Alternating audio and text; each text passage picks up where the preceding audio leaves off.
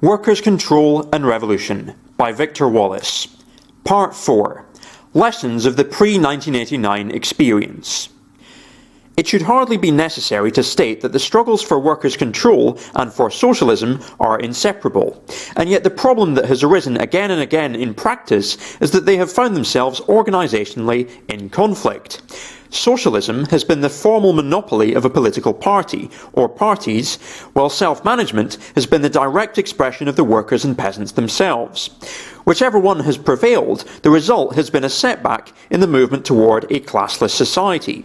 Socialism, without self-management, has revived or perpetuated rigid social strata, while self-management without a strong political direction has simply been suppressed. One can go even further to say that the two sets of failures have reinforced each other. Thus, for every defeated workers' uprising, there are the party officials who will gain credibility by denouncing its spontaneous and undisciplined character. But at the same time, for every disappointment occasioned by a revolutionary government, there are the radical libertarians who will add a further blast to their condemnation of any strategy that doesn't emanate directly and immediately from the base. Vanguard and mass, party and class. Instead of moving closer together, they move farther apart. On what basis might this separation be overcome? Now, I wanted to interject here as Libertarian Communist Platform and say, firstly, if we take into account the fact that the argument for suppressing workers' control was not found in any failures of the workers themselves, but rather in the international situation, that tells us two things. Firstly, there's no problem with self-management as a model, and secondly, it tells us that we need to be proletarian internationalists. If attempts to build libertarian communism on a small scale have failed, it has only been because it has been crushed by force from the outside. Victor Wallis's contention that if only the anarchists had taken power, things would have turned out differently, that's in Spain by the way, I'm not sure that that's justified. Anarchists in the CNT made a decision to join the government and in doing so ended up betraying the revolution. Anarchists in the modern day generally agree that this was a mistake. If the anarchists had supposedly taken power in that situation, we could always argue that they would become corrupt and begin exercising authority over the workers. We could imagine events playing out not unlike the way they did in Soviet Russia, wherein the mechanisms of self-management, i.e. the factory committees, were absorbed by the state machinery and then destroyed. Let's read on. On what basis might this separation be overcome? Among the experiences considered here, the closest approach to a synthesis was reached in Italy, but in that case, the Revolutionary Party was in its earliest formative period and was quite remote from power. In Chile, there was an improvised synthesis, but it came only after the working class parties had already taken on governmental responsibility under highly restrictive conditions. The result was that as the workers' initiatives broadened, the party's support for them became more and more limited. What remained of such support in Allende's third year came increasingly from outside the governing coalition. In any case, it was too little and too late. Russia and Spain, for all their differences, seem in the end to display a pattern of polarisation that was the trend everywhere. I have one more objection to raise as Libertarian Communist Platform, which is thus. To quote Richard Dawkins here, a broken clock who is right twice a day, if two opposing points of view are expressed with equal intensity, the truth does not necessarily lie exactly halfway between them. It is possible for one side to be simply wrong. That's what I would say is the case when it comes to the debate around left-wing anarchism versus vanguardism. The anarchists have made clear that we favour horizontal workers' militias to defend a revolution and repress the capitalist class, whereas the vanguardists, in every case from which they have taken power, have reproduced a class society. It is possible for the vanguardists to be simply wrong, so I'm not really sure that a medium between the two is the right way to go. An effective synthesis between the self-management impulse and a political strategy has yet to be worked out, but our four cases are not without valuable lessons. A major problem is that of technical expertise and coordination. Here we can draw several conclusions. First, a genuine movement towards self-management, far from stressing a my firm first attitude, leads naturally, and as a practical matter, toward efforts at mutually beneficial planning between economic units. While these efforts may initially derive only from immediately obvious requirements, the practice they entail will create a natural receptivity to the case made for more long-range or macro calculations. Second, workers are both able and willing to learn about technical matters. Third, where the urgency of expertise exceeds the time available to diffuse it, it is increasingly possible to find previously trained professionals, abroad if necessary, who will accept, perhaps even enthusiastically, new terms for their services. Finally, looking ahead, we should recognise that technology itself is not entirely an independent factor. On the contrary, for environmental as well as political reasons, it may have to undergo a considerable number of demystifying, simplifying and decentralising changes, thereby undercutting pretext for hierarchy. A second major problem has to do with the conditions under which revolutionary workers' control can succeed. We have already noted the immediate political condition, namely that the factory-level and state-level processes come to fruition simultaneously. This is partly a matter of conscious decisions, but it is also a matter of the economic and cultural characteristics of the society in question. Regarding this background dimension, our survey has suggested that there are many possible situations, some of them even mutually exclusive, that may prove favourable to workers' control. While the self-management impulse has always been a component of urban revolutionary movements, it has sometimes, as in Spain, appeared in even stronger form in rural settings. Within the industrial sector, it has sometimes been associated with heavy industry, Italy, and sometimes with light, Spain.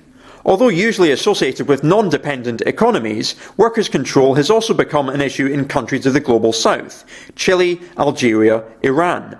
Within Europe, although the most radical thrusts have occurred in the relatively less prosperous countries, Spain, Portugal, the potential for workers' control continues to grow even in the foremost welfare state, Sweden.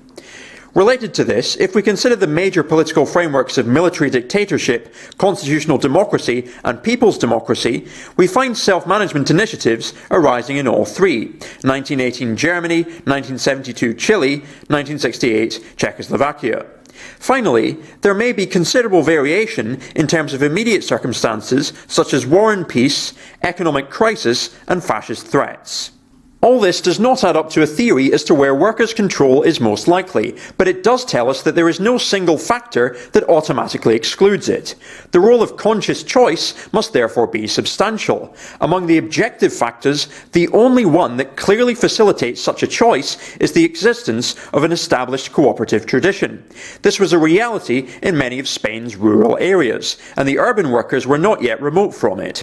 The challenge elsewhere, then, is to develop some equivalent to such a culture while still relating to immediate political options.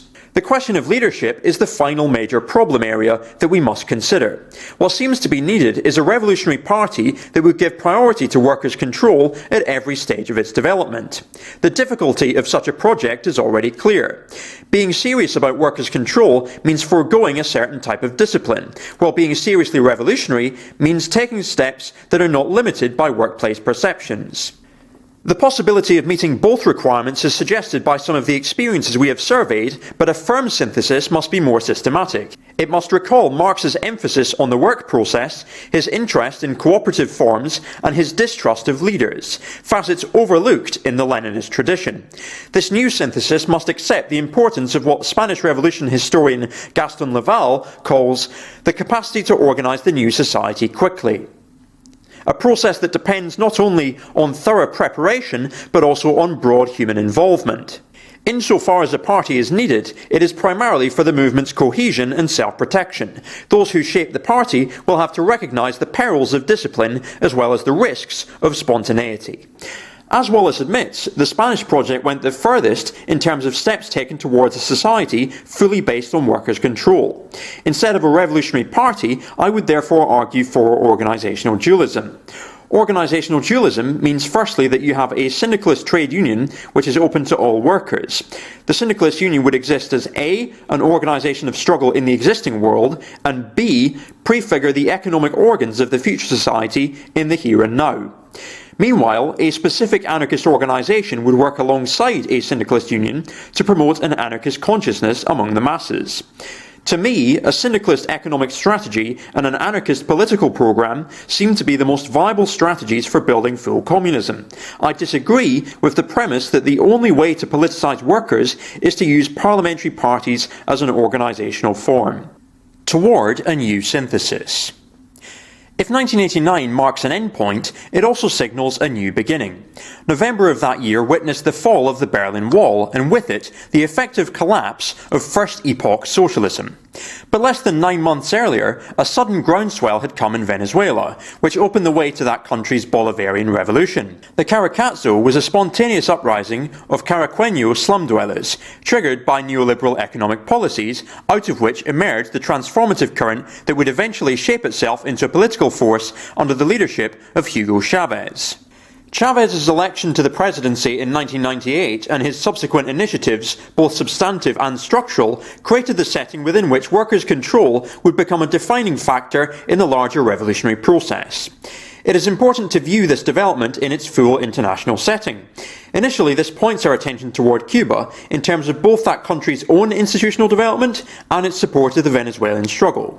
The present study, in its original 1978 version, did not include Cuba.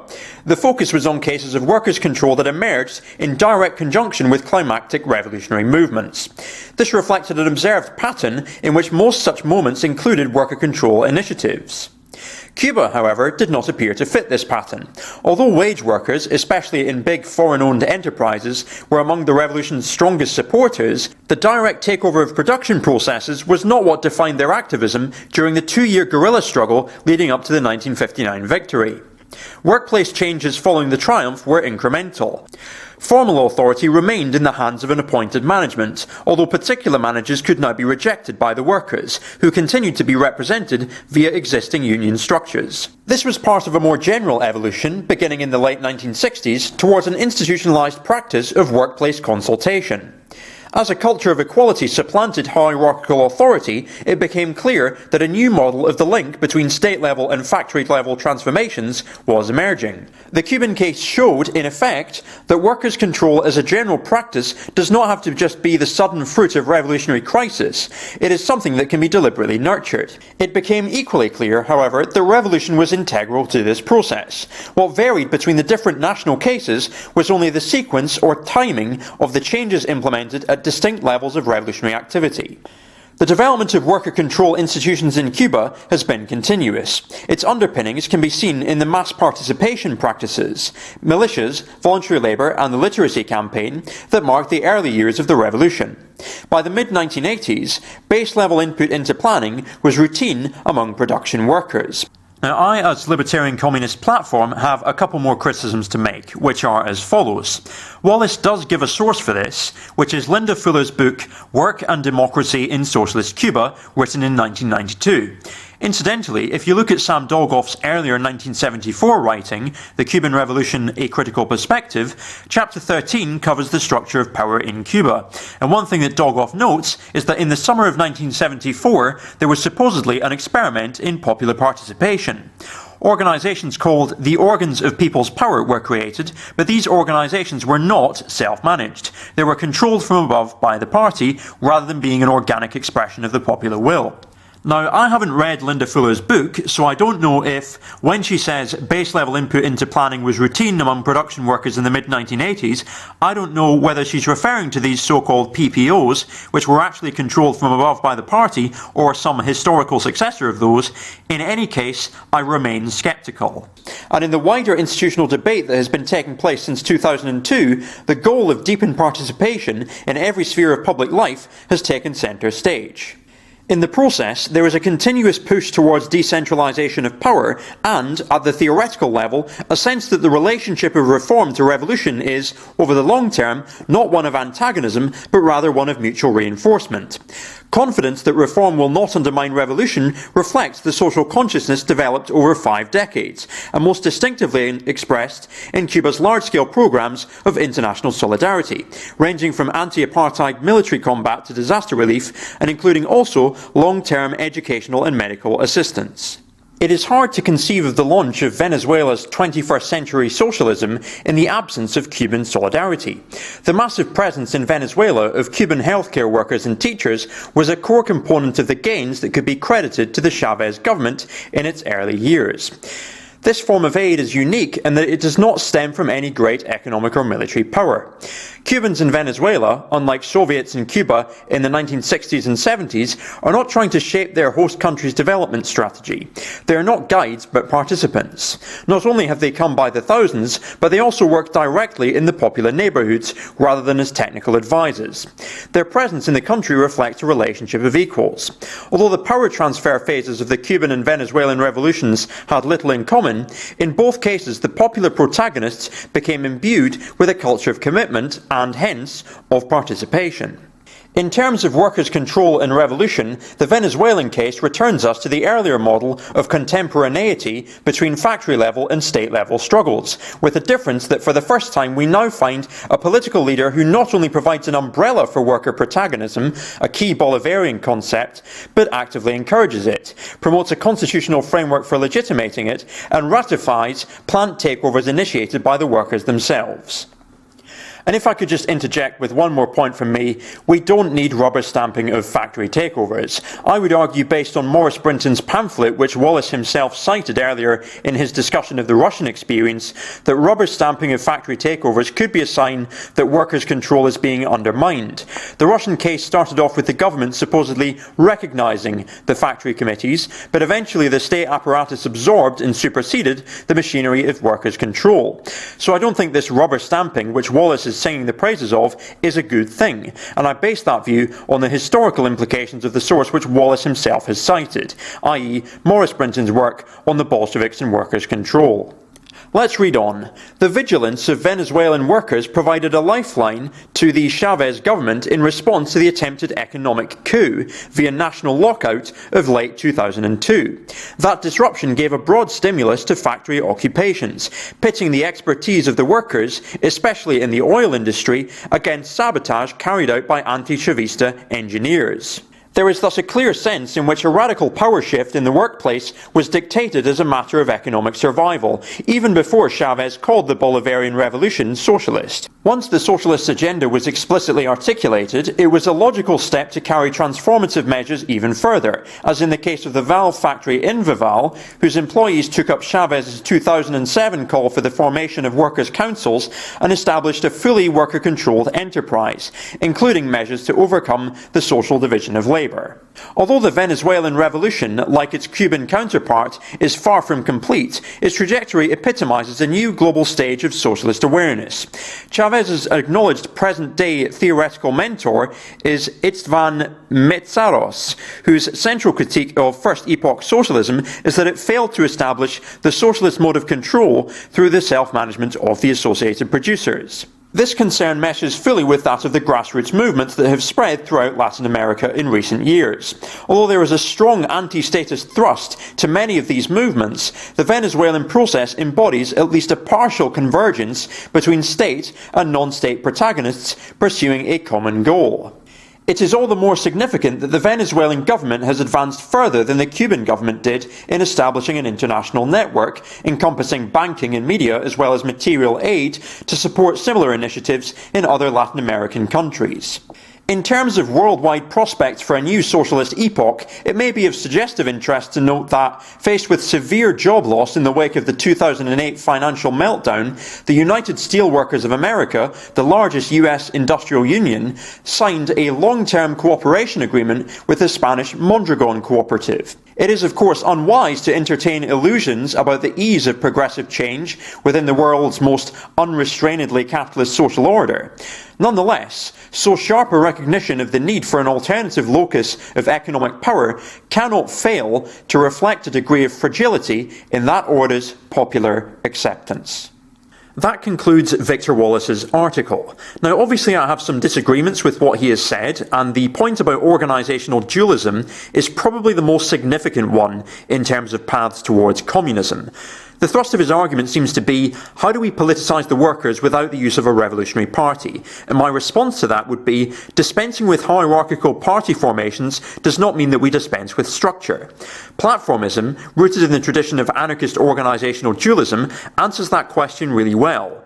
Finally, if you have by any chance picked up the wrong idea about platformism from Non-Compete's video, for example, i.e. that platformism can be used for any political purpose, from feeding the homeless to voting for Joe Biden, I do suggest watching Zoe Baker's video on that topic. That does clear up a lot of confusion. This has been Libertarian Communist Platform. Thanks for watching.